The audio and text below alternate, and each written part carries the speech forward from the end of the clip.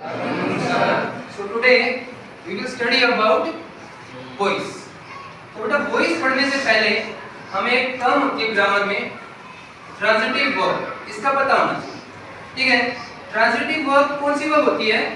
Which needs object to make its complete meaning, है ना? एक इंट्रांजिटिव होती है जिसको ऑब्जेक्ट की जरूरत नहीं होती, एक ट्रांजिटिव होती है जिसे ऑब्जेक्ट की जरूरत पड़ती है। ठीक है, तो जो वॉइस है, वॉइस वैसे अगर हम सिंपल वे में कहें तो क्या होती है? आवाज, है ना? वैसे ग्रामर में अगर वॉइस की बात करें तो वॉइस का मीनिंग क्या है कि किसी भी बात को कहने के दो तरीके हैं। ठीक है, one is active voice, another one is passive voice. ठीक है, एक्टिव वॉइस का मीनिंग क्या है कि when we focus on subject, कि भाई किसने कोई काम किया, ठीक है, उसको हम बोलते हैं एक्टिव वॉइस। ठीक है, another one is the second one passive voice. ठीक है, पैसिव वॉइस में बेटा फोकस किस पे करते हैं? ऑब्जेक्ट पे, कि क्या हुआ, समझ रहे हो कि किसके ऊपर काम हुआ है, मेनली ऑब्जेक्ट पे फोकस करते हैं। जैसे हम एग्जांपल ले सकते हैं, राम रोड अ लेटर। ठीक है, अब राम इसमें सबको पता है सब्जेक्ट है, एक काम राम ने किया, है ना? तो ये हो गई हमारी एक्टिव वॉइस। ठीक है, लेकिन वही बात करें कि भाई a letter was written by Ram, तो देखो बात को कहने के दो तरीके हो गए, मीनिंग तो सेम है, ये पत्र लिखा है राम ने, है ना? बट इसमें हमने फोकस किस पे किया? लेटर मींस ऑब्जेक्ट पे, जिसके ऊपर हमने काम किया। काम तो पत्र लिखने का हुआ है ना, तो ये क्या हुआ? Passive voice. अब कभी भी वॉइस को चेंज करेंगे तो तीन बेसिक रूल हमें पता है।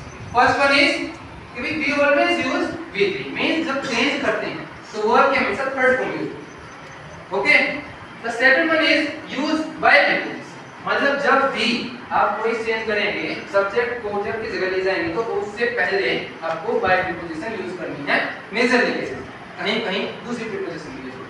थर्ड वन क्या है बेटा कि जो सब्जेक्ट है वो ऑब्जेक्ट में चेंज, अगर ऑब्जेक्ट जो है वो सब्जेक्ट में चेंज होता है।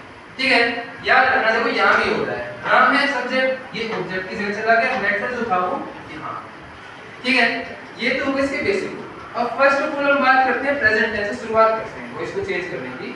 तो देखो present indefinite tense means it teach me, पहले इसका स्ट्रक्चर देख लो आप, जो डूडस के साथ V1 होता है मींस वर्ब की फर्स्ट फॉर्म होती है, उसको हम चेंज किसमें करेंगे? देखो हमने पहले बताया वर्ब की तो थर्ड फॉर्म आती है। ठीक है, इज हमारा आ जाता है डूडस के, याद रखना इंडेफिनिट। ठीक है, बात करें प्रेजेंट कंटीन्यूअस टेंस की, देखो पहले इसका एग्जांपल लेंगे, ही टीच मी, कि वह मुझे पढ़ाता है। इसको हमने कैसे चेंज किया? जो मी है ऑब्जेक्ट, उसका सब्जेक्टिव के आगे आईडी है। ठीक है, इसके साथ हमने एम लगा दिया क्योंकि डूडस की जगह इज हमारी यूज करना था। उसके बाद क्या लगा दिया? वर्ब की थर्ड फॉर्म डॉट बाय, ही का ऑब्जेक्टिव केस हो गया हिम। ये याद रखना, जब भी सब्जेक्ट का ऑब्जेक्ट या ऑब्जेक्ट का सब्जेक्ट बनाते हैं तो ये प्रोनाउन है, जैसे I, we, you, he, she, it, they, इन सब का ऑब्जेक्टिव केस यूज होगा।